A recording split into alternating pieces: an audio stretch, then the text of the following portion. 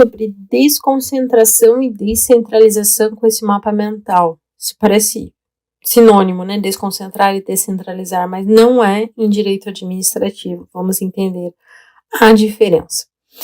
Então, aqui eu já deixei no centro, tentei relacionar aqui a desconcentração, aí eu destaquei o da desconcentração. Você tem órgãos que se separam ali, a criação de órgãos, por isso esse O destacado. A descentralização, você tem a criação de entidades, por esse E, ele se multiplica, tá?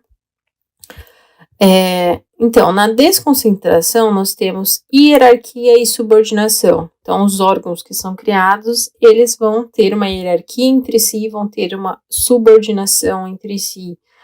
Então, é uma distribuição interna das atividades. A pessoa jurídica, ela permanece a mesma, tá? Então, você tem diferentes formas de fazer essa desconcentração. Você pode fazer uma desconcentração por matéria, você, separa um setor que vai realizar tal atividade. Cria ali tem o Ministério da Saúde, o Ministério da Educação. Você está separando aquele órgão em outros órgãos, mas eles compõem a mesma estrutura, a mesma pessoa jurídica.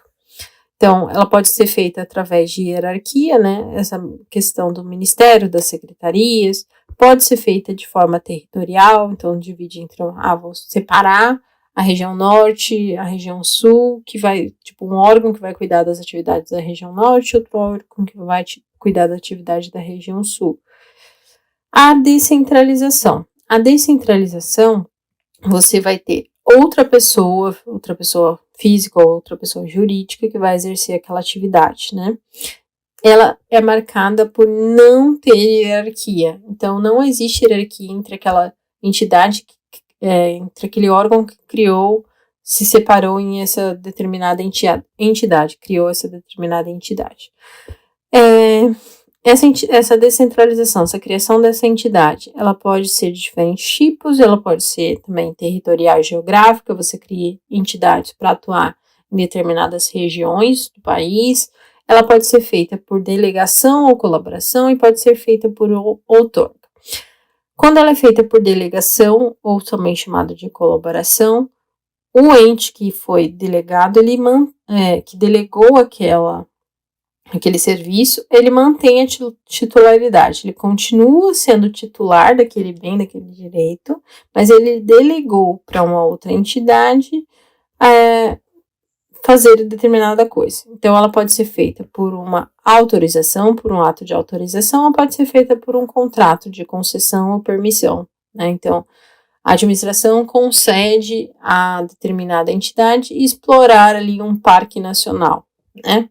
Então, cobrar uma entrada por aquele parque nacional. Aquele parque continua sendo da administração pública, por exemplo, continua sendo da União, mas aquela entidade, sim, pode fechar ali e pode cobrar uma entrada porque foi estabelecido um contrato de concessão.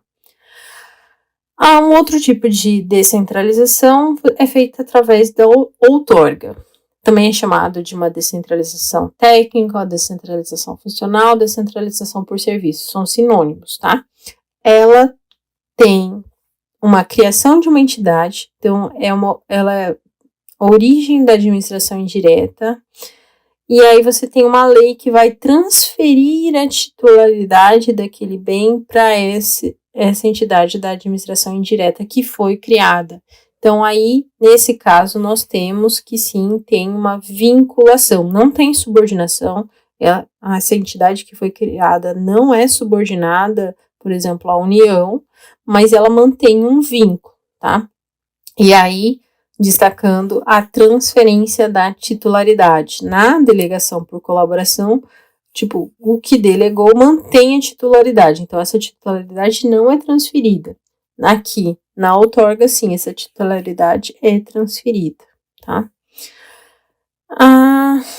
Acho que é isso, acho que eu já comentei.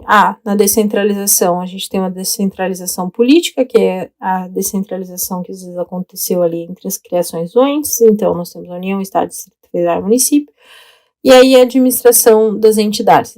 Nós temos as autarquias, as fundações, a empresa pública, a sociedade de economia mista e as associações públicas, né, direito público. Então, essa desconcentração e descentralização, ela pode acontecer tanto na administração direta quanto na indireta. Então, a própria administração indireta, então uma empresa pública, ela pode sim se desconcentrar, criar outros órgãos internamente e se descentralizar, criar ali, por exemplo, subsidiárias para tratar determinado tema, ela está se descentralizando.